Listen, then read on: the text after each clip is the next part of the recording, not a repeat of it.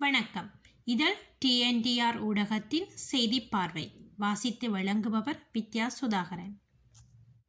ஐக்கிய தேசிய கட்சியின் கம்பகா பியகம தேர்தல் அலுவலகம் நேற்று மாலை சிலரால் தீ வைத்து எரிக்கப்பட்டுள்ளது. இந்த சம்பவத்தில் கட்சி அலுவலகத்தின் அனைத்து பேனர்கள் மற்றும் பதாகைகள் முற்றாக அழிக்கப்பட்டுள்ளது. தீக்கிரையாக்கப்பட்ட அலுவலகம் கடந்த 26ஆம் திகதி பியகம தேர்தல் தொகுதிக்குட்பட்ட தரணகம பகுதியில் திறக்கப்பட்டமை குறிப்பிடத்தக்கது. ஐக்கிய தேசிய கட்சியின் பியகம தொகுதியின் முன்னாள் உள்ளூராட்சி மன்ற தலைவரும் முன்னாள் மாகாண சபை உறுப்பினருமான பிரசன்ன சம்பத் இது தொடர்பில் கருத்து வெளியிடுகையில், மக்கள் விடுதலை முன்னணியை சேர்ந்தவர்களே இவ்வாறு தீ வைத்துள்ளனர். இது தொடர்பில் மீகவத்தை காவல் நிலையத்தில் முறைப்பாடு செய்யப்பட்டுள்ளது. சம்பவம் தொடர்பான விசாரணைகளை காவல்துறையினர் மேற்கொண்டு வருகின்றனர் என அவர் தெரிவித்துள்ளார். அரசு தலைவர் வேட்பாளர் ஒருவர் ஏனைய வேட்பாளருக்கு பிரசாரம் செய்ய தடை விதிக்கப்பட்டுள்ளதாக தேசிய தேர்தல் ஆணையாளர் சமன் ரத்நாயக்க ஊடகங்களுக்கு தெரிவித்துள்ளார். இவ்வாறான செயற்பாடுகள் சட்டத்திற்கு புறம்பானது மட்டுமின்றி நெறிமுறையற்ற செயல்களாகவே இருக்கும் என்று தெரிவித்துள்ளார். இந்த வேட்பாளர்கள் என்ன செய்கின்றார்கள் என்பதை பொதுமக்கள் அறிந்திருக்கின்றார்கள். எனவே பொதுமக்கள் தாங்களாகவே முடிவு செய்ய வேண்டும் என்று அவர் கூறியுள்ளார். பொதுத்துறையின் சம்பள திருத்தம் தொடர்பான அரசாங்கத்தின் அண்மைய அறிவிப்பு தொடர்பில் கவலை தெரிவித்த தேர்தல்கள் ஆணையாளர் நாயகம், அது தற்போது நடைபெற்று வரும் தபால் மூல வாக்களிப்பு நடவடிக்கைகளில் பாதிப்பை ஏற்படுத்தக்கூடிய சாத்தியம் இருப்பதை ஏற்றுக்கொண்டார்.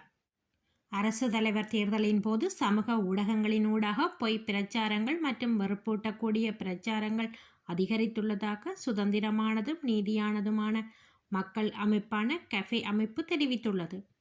2019ஆம் ஆண்டு அரசு தலைவர் தேர்தலுடன் ஒப்பிடுகையில் இது குறிப்பிடத்தக்க அதிகரிப்பை காட்டுகின்றது என கஃபே அமைப்பின் நிறைவேற்று பணிப்பாளரான மனாஸ் மெக்கின் தெரிவித்துள்ளார். தேர்தலுக்கு முன்னரான காலப்பகுதிகளில் சமூக ஊடகங்கள் தொடர்பில் கஃபே அமைப்பின் கண்காணிப்பாளர்கள் மேற்கொண்ட கண்காணிப்புகளின்படி 5 வேட்பாளர்களை இலக்கு வைத்து வெறுப்பூட்டக்கூடிய பிரச்சாரங்கள், பொய்யான செய்திகள் மற்றும் தவறான தகவல்கள் பகிரப்படுகின்றமை தெரிய வந்துள்ளது. இது சுதந்திரமானதும் நீதியானதுமான தேர்தலுக்கு தடையாக இருப்பதாகவும் குறிப்பிடப்பட்டுள்ளது. இவ்வாறு சமூக ஊடகங்களின் மூலம் பொய்யான மற்றும் வெறுப்பூட்டக்கூடிய பிரச்சாரங்களினால் வன்முறை அதிகரிக்கக்கூடிய வாய்ப்புகள் உருவாகலாம் என அந்த அமைப்பு எச்சரித்துள்ளது. மியன்மாரில் உள்ள இணைய குற்ற முகாம்களில் இருந்து மீட்கப்பட்ட 20 இலங்கையர்கள் இன்று காலை நாட்டை வந்தடைந்துள்ளனர். மியன்மாரில் மியாவாடி பகுதியில் உள்ள இணைய குற்ற முகாம்களில் பிணை கைதிகளாக இருந்த மேலும் 20 இலங்கை பிரஜைகள் மீட்கப்பட்டுள்ளதாக இலங்கையின் வெளியுறவு அமைச்சகம் ஆகஸ்ட் மாதம் 15ஆம் திகதியன்று உறுதிப்படுத்தியுள்ளது. இதன்போது மீட்கப்பட்ட இலங்கையர்கள் தாய்லாந்திற்கு பாதுகாப்பாக அழைத்து வரப்பட்டு தாய்லாந்தின் குடிவரவு மற்றும் குடியகல்வு திணைக்களத்தின் பாதுகாப்பில் இருப்பதாக வெளிவிவகார அமைச்சு தெரிவித்தது.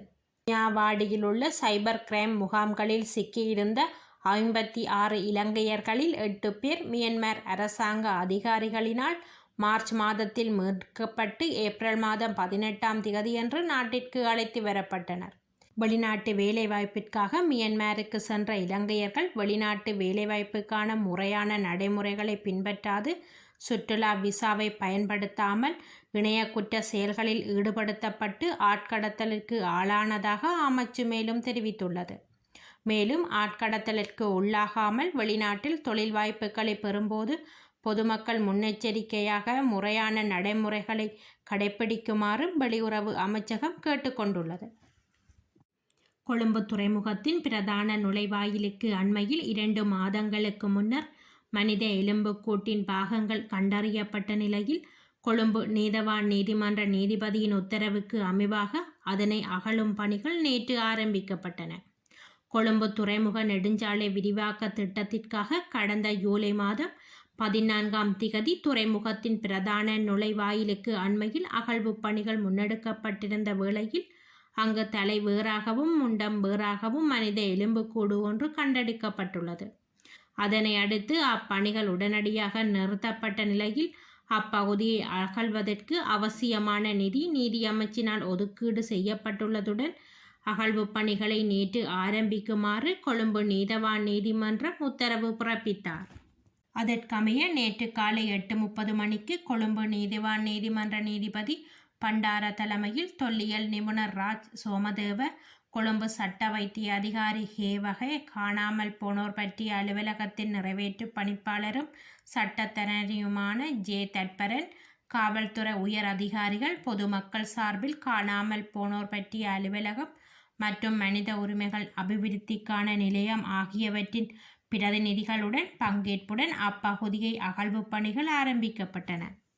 இதன்போது ஏற்கனவே கண்டறியப்பட்ட மனித எலும்புக்கூட்டின் எச்சங்கள் முழுமையாக திரட்டப்பட்டு அப்பகுதி சுத்தம் செய்யப்பட்டுள்ளதுடன் நேற்றைய அகழ்வு பணி நிறைவடைந்தது. இன்றைய தினம் 6ஆம் திகதி மீண்டும் அகழ்வு பணிகள் முன்னெடுக்கப்பட்டுள்ளன. கனடா ஒன்டாரியோவிற்கான மேன்முறையீட்டு நீதிமன்றம் நேற்று 5ஆம் திகதி தமிழின அழிப்பு அறிவூட்டல் வாரத்திற்கான சட்டமூலம் 104 உறுதிப்படுத்தியுள்ளது. நன்றியும் மகிழ்ச்சியும் அடைவதாக ஸ்காப்ரோ ரூச் பார்க் மாநில சட்டமன்ற உறுப்பினரான விஜய் தனியாசலம் தெரிவித்துள்ளார். மேலும் தெரிவிக்கையில், இது ஒரு வரலாற்று நிகழ்வாகும் என்றால் அது மிகையாகாது. தமிழின அழிப்பு நடைபெற்றதென்பதை மறுப்பவர்களால் மேன்முறையீடு செய்யப்பட்டு முன்வைக்கப்பட்ட அரசியலமைப்புக்கான சவால் நிராகரிக்கப்பட்டதோடு இலங்கையில் நடைபெற்ற தமிழின அழிப்பு குறித்து ஒன்டாரியோவில் வாழ்வோர் தொடர்ந்தும் கல்வி கற்கவும் அதனை பற்றி கற்பிக்கவும் அனுமதி வழங்கப்பட்டுள்ளது. இச்சட்டம் மூலம் 104 பாதுகாக்க அயராது உழைத்த 60க்கும் மேற்பட்ட தமிழ் அமைப்புகளுக்கும் சமூக உறுப்பினர்களுக்கும் குறிப்பாக தமிழ் இளையோர்களுக்கும் நான் நன்றி கூற கடமைப்பட்டுள்ளேன். ஒன்டாரியோவில் மட்டுமன்றி உலகெங்கிலும் உள்ள தமிழ் மக்கள் அனைவருக்கும் சட்டமூலம் 104 நிறைவேற்றப்பட்டது என தெரிவித்துள்ளார்.